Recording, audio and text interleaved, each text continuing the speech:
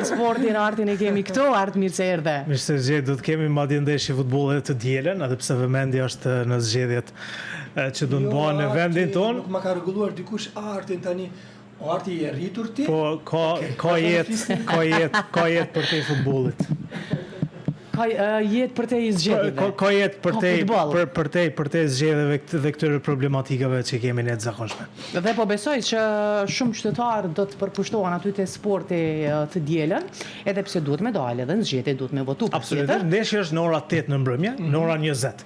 Për të qenë korrekt, kështu që është një kohë e përshtatshme mendoj për të ndjekur një ndeshje futbolli. Patjetër, nesër do të ndalemi pak te dita e nesërme që zhvillohet ndeshja e fundit për edicionin 2025-2026 në futbollin ton, futbollin kosovar, dueli në mes barazhit Dinamo Llapi. Skuadra fituese është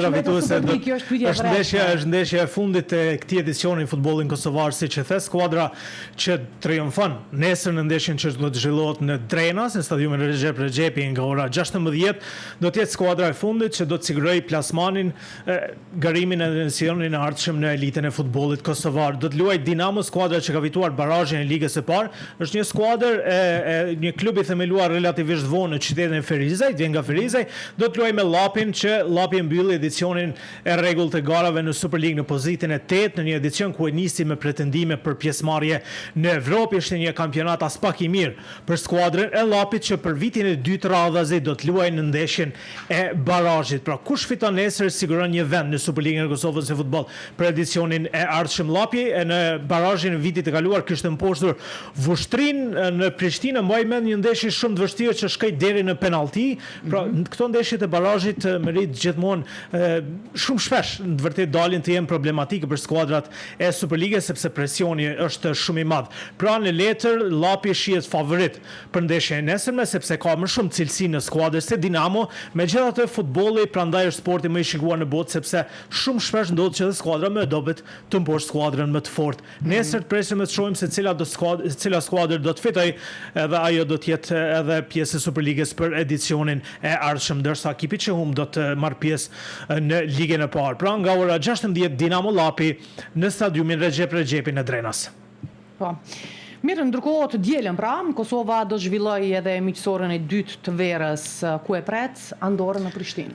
E humbi ndeshjen e parë Kosova të dielën, ajo ndeshja që u zhvillon nga ora 16 në Prag. Ky grumbullim i parashet dy miqësorë, të dytën e Kosova zhvillon siç e tham të dielën nga ora 20 në stadiumin Fadil Vokri në Prishtinë ndaj Andorrës.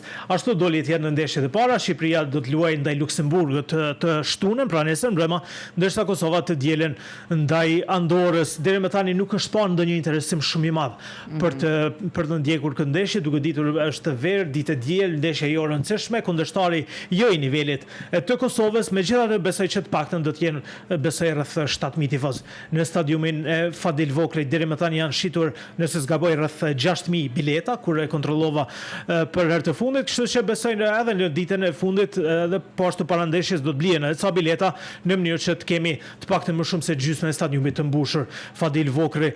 Këto ndeshje i ka cilësuar përgjithësi Franco Foda si shumë të rëndësishme para e Ligës së Kombeve, ndeshjeve zyrtare që zhvillon Kosova në shtator, tetor dhe nëntor, dhe ka pasur mundësi që përgjithësi gjerman të provojë edhe disa elemente të reja në skuadër. Lajmi i fundit është dje Federata e Futbollit konfirmoi largimin nga grumbullimi të portierit Arjen Murić për shkak të një shqetësimi. Nuk ka dashur të rrezikojë pas një sezoni vërtet të lodhshëm, kështu që vendin e tij do ta zë portieri i U21-shave në skuadër Gjokaj.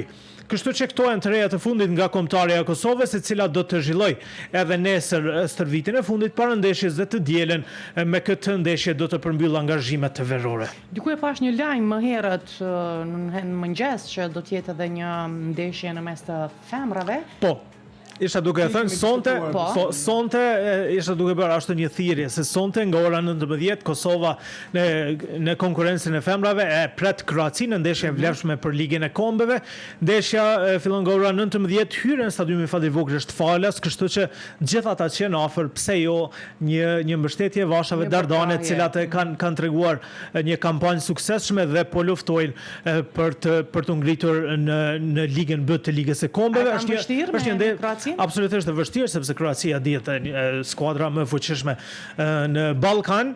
Megjithatë, jemi me shpresë që në stadiumin Fadil Vokri vashat tona do të korrin rezultat pozitiv. Një ndeshje shumë e rëndësishme për vashat e përgjedhura nga selektori Sami Sërmaxhaj, kështu që nga ora 19 Forca Kosovë Vasha Dardane vërtet të meritojnë një mbështetje nga gjithë. Dhe urojmë që Urojmë fitore, absolutisht. Që të fitojnë patjetër. Si po ecën futbolli i femrave, i vajzave në vendin tonë? Problematika janë nga më të ndryshme, duke filluar nga infrastruktura që është problem në vetë edhe për konkurrencën e meshkujve. Megjithatë, në drejtimin e trajnerit Sami Sërmaxhaj, kanë treguar rezultate vërtet pozitive Vasha Dardane, tani synojnë ngritje në ligën B të Ligës së Kombeve, kështu që një moment i mirë për kombëtaren tonë, shpresojmë që t'ja vendosim vulën me një fitore sonte. Urojmë t'jetë kështu. Ndërsa do të flasim pak edhe për të ejtën, që fillon kampionati. Për të rejat e kupës së botës, Kjo është besoj ngjarja kryesore. Presim me padurim, kjo është ngjarja kryesore e vitit, është ngjarja kryesore futbollistike në botë, Kupa e Botës. Ka bërë FIFA disa ndryshime organizative, të cilat kanë sjellë jo pak debat në opinionin sportiv botëror ta quaj kështu. Fillon të ejtën me ndeshjen ndërmjet Meksikës dhe Afrikës së Jugut që zhvillohet në Mexico City nga ora 21. Meksika, një prej 3 vendeve organizatore të Kupës së Botës që zhvillon ndeshjen e parë. Do të jetë një kampionat merit ndryshe për shumë gjëra. Pari është kampionati i parë botëror që zhvillohet me 48 skuadra pjesëmarrëse, numri më i madh ndonjëherë. Më pas edhe përgatitja logjistike ka qenë e vështirë për kombëtarët sepse do zhvillohet në 3 shtete të mëdha, në 16 qytete të këtyre Shtetet Bashkuara të Amerikës, Meksik dhe Kanada, kështu që pastaj problem tjetër është vapa, për cilën e kemi planifikuar edhe të diskutojmë sot pak me ndryshimet e fundit, kështu që është një botëror ndryshe nga tjerët, presim të shohim se si do të shkojë. Si ishte ky rregulli i vonesave, më duket, i lojtarëve që vonohen? Ishte një rregull që po lexoja edhe dje. Një ndryshim që do të ketë për shembull ndeshja e parë, pushimi mes pjesëve do të jetë më i gjatë sepse do të ketë një shfaqje si në futbollin amerikan.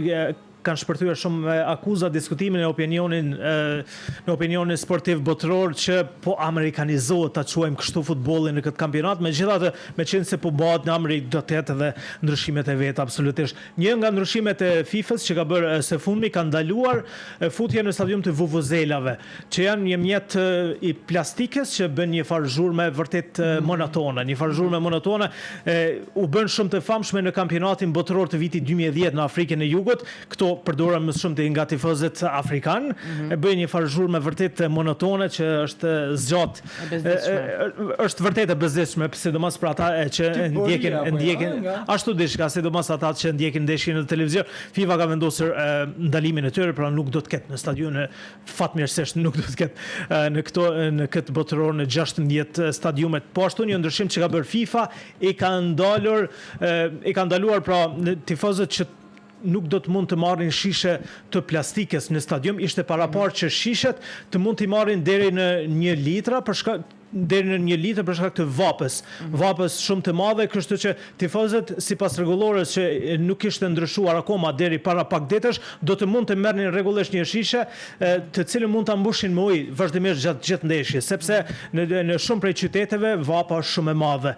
Dhe pikërisht ndalesa e FIFA-s dhe rregulli i ri që uji gjithmonë duhet të blihet në stadium ka shfaqur pak kënaqësi të mëdha të tifozëve, sidomos të tifozët anglez, megjithatë këto janë rregullat e fundit, të cilat absolutisht Amerika është e tillë tek e fundit për shkak të sigurie e ka arsyetuar FIFA, absolutisht që edhe nëse është çështje biznesi, do të mund të parandaloj eksese të mundshme dhe hedhjet me shishe ndërmjet tifozëve që kemi parë jo rrallë herë në kampionate të tilla. Vapa do të jetë një prej problematikave të këtij kampionati, sepse ndeshjet që do zhvillohen në qytete si Houston, Dallas, Miami, po ashtu Mexico City, temperaturat larta dhe për këtë arsye FIFA ka vendosur që edhe në stadiumet e këtyre qyteteve ku vapa do të jetë më e madhe ka vendosur ventilator të mëdhenj, për shembull ka dhoma të mëdha me ventilator që tifozët ndonjë tifoz që nuk ndihet mirë mund të shkojë në këto hapësira, të cilat do të jenë edhe në stadiume edhe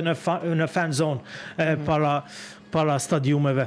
Kështu që këto janë të rejat e fundit të pakten organizative që ka bërë FIFA para ndeshjes. Por nëse ndalemi para pak fillimit të kampionatit. Po, se si mund shkoj ky kampionat, pretendentët dihen domethënë, por jo domosdoshmërisht pretendentët edhe mund ta marrin çmimin apo titullin kampioni i botës. Kjo është veçantia e futbollit sepse gjithmonë ka bevasi. Për shembull, në kampionatin e kaluar botëror triumfoi Argentina, e cila sipas kompanive të basteve nuk kishte as në mesin e 4 kombëtarëve pretendente për të triumfuar.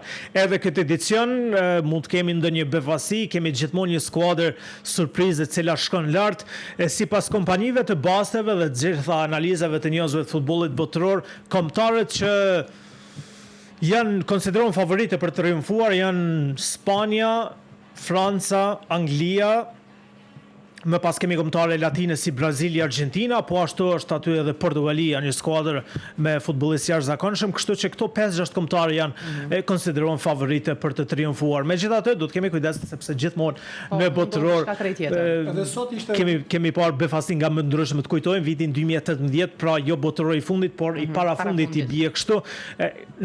Në finale shkoi Kroacia, një vend kaq i vogël në Ballkan, edhe pse nuk ishte as në mesin e 8 kombëtarëve favorite.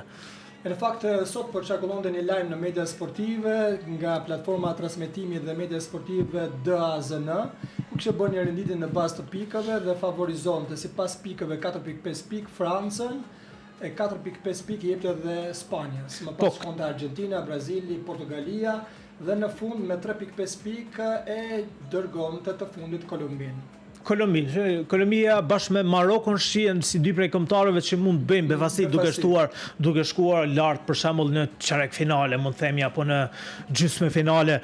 Megjithatë këto që i tham, këto janë pretendentët kryesorë, Spanjë, Francë, Angli. Spanja vjen si një kampione evropiane me një brez të ri futbollistësh shumë talentuar. Në anën tjetër Franca dhe Anglia prej vitesh shkojnë gjithmonë lart, edhe pse Anglia nuk e fiton thuajse asnjëherë, gjithmonë është e lart, po ashtu edhe Brazili, Argentina te këto kombëtarët latine. Megjithatë kam përshtypjen që shumë kombëtarë duhet ta kenë kujdes Portugalin, e cila ka një skuadër vërtet të frikshme.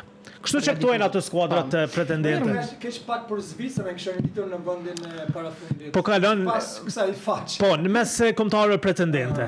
Zvicra po kalon një lloj revolucioni, ta quaj kështu, sepse disa prej futbollistëve që kanë mbajtur barrën e kanë lënë kombëtarën, kështu që për këtë arsye Zvicra nuk është si në 2 kampionatet e fundit evropiane dhe 2 botërore, megjithatë ka futbollistë shumë cilësor që mund të thonë fjalën e tyre të paktën të shkojnë deri në një të 16 për shembull. Po. Na mbetet me po atëherë se si do të ndodhë në këtë kampionat dhe kush do ta marrë çmimin. Do të jemi këtu për të diskutuar. Pyetja ime e fundit, por ju të dy është. Kush e fiton? Këtë fundjavë do merrni me zgjedhjet, me sportin, apo do të shikoni çfarë do të ndodhë me Dua Lipën, do martohet, do kemi dasëm në Sicili. Besoj këto jemi ndarë. Ti merresh me Duan, unë me sportin, Merita, besoj do të punoj në zgjedhje, kështu që e kemi ndarë shumë mirë. Sepse është një kronik për sa i përket përgatitjeve për dasëm në Sicili të Dua Lipës.